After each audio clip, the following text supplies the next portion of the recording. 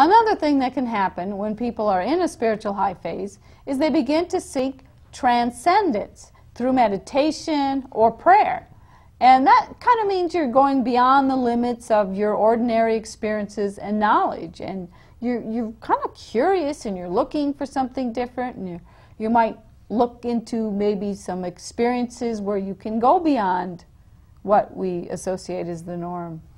And maybe going into activating their intuition or their inner knowing, going in and speaking to their higher selves, understanding that there is more to you than just what you look at in that mirror.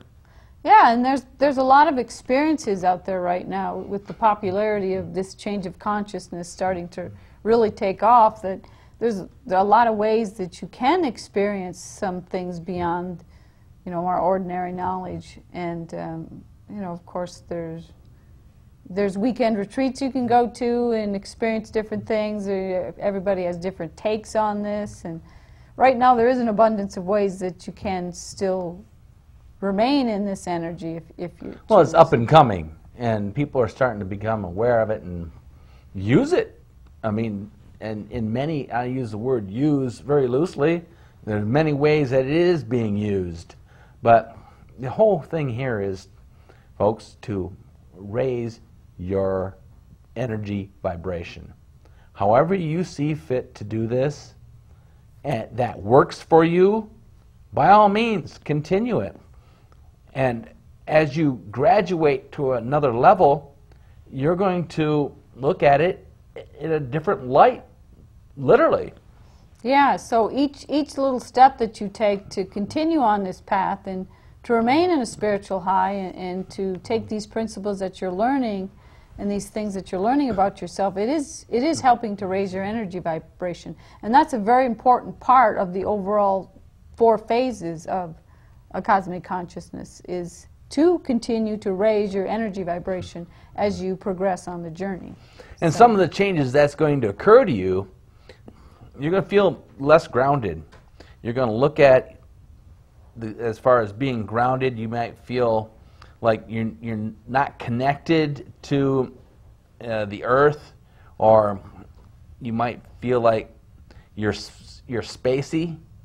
You know, this is all part of not being grounded. Yeah, you might not feel like you're present a lot, you know, like you might feel like you're checking out, you know, or you lose your sense of time.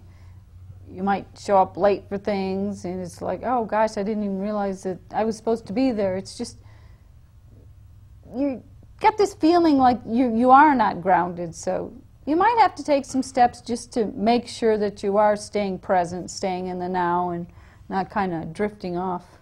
Or you could reach a euphoric state of bliss, or happiness. If someone comes up to you and say, well, why are you always happy?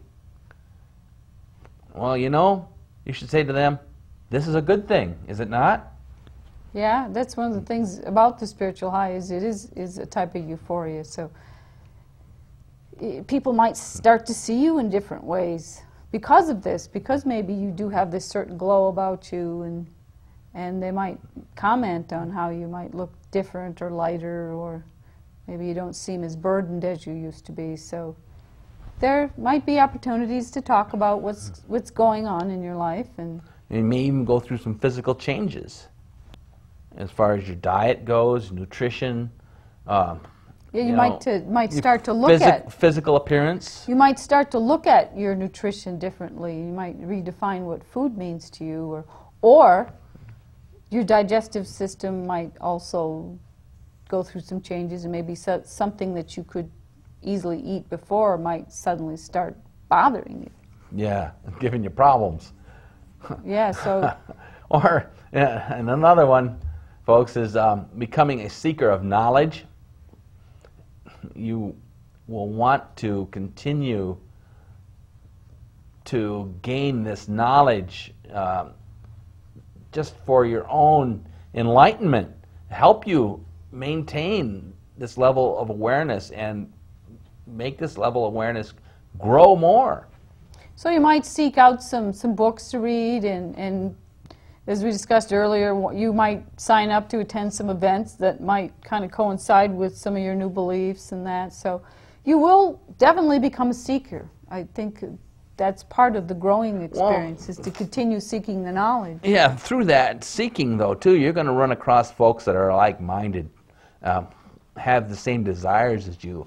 So if you do this, and this does become a part of your life, get involved with other folks that have the same desires, that are like-minded. This is how you start the growing process and continue with the support that you're going to need to go beyond the 3D.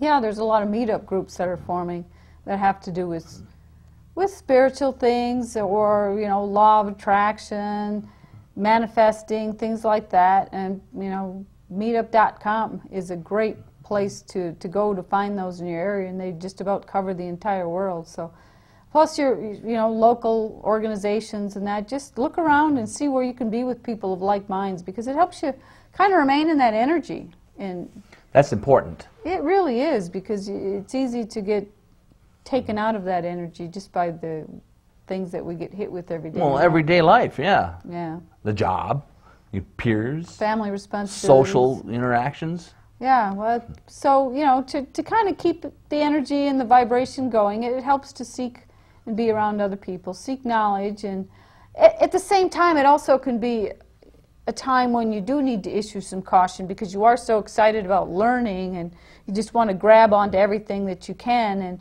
it can be a time when you start to really spend some money too. So oh yeah, watch the purse, folks. Yeah, you got to find a balance there. Maintain a balance between attending some events and, you know, ask yourself, do I really need another event?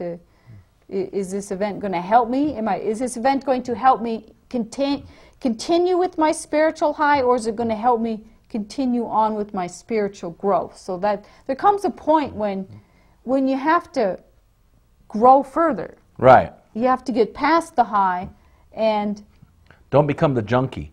Yeah, exactly. Because it can be just as addicting as a drug or anything, any type of behavior that can become addicting. And it's a time when you will have elevated narcissism, because you are feeling this high. You want to share it with other people.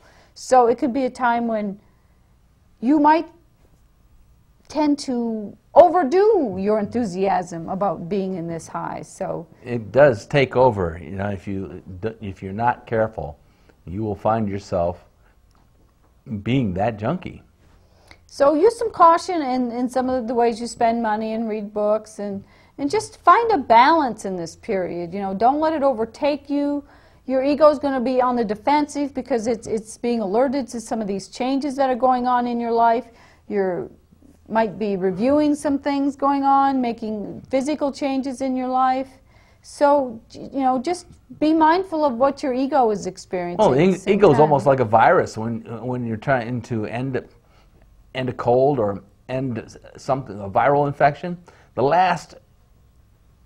At the end of when the virus is about ready to die off, that's when it fights the hardest. And that's the same way the ego is. Yeah, the ego will definitely try that. So, and keep in mind that it can take a period of time to go through this phase. Some people might be in a spiritual high for years, but at the same time, they also might be stuck in the spiritual high. So even though there's no defined time about how long you should be in this phase, just the main thing that people should keep in mind is to continue the spiritual growth. So be patient, be willing to move on to the next phase if you feel like you're ready, and to continue on with the spiritual growth. It's all about growing.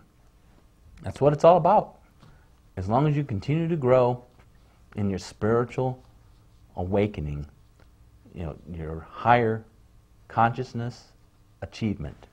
That's what it's about. Yeah, it's about learning and experiencing more and going beyond.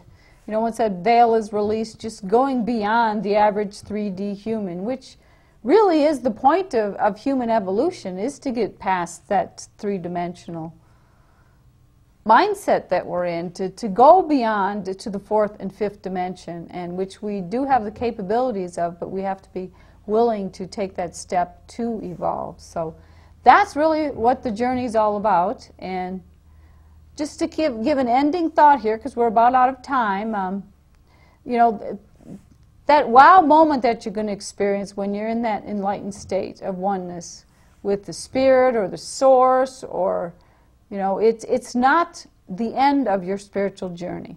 It should be the beginning of your spiritual journey.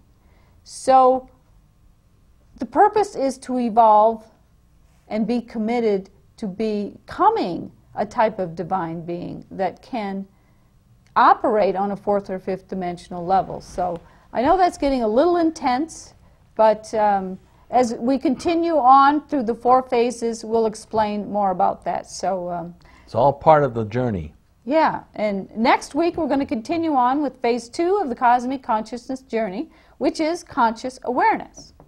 So we'll talk about that next week. You can review our archives on our website, soul2soultv.com. Thank you for watching. Blessings. Thanks for watching.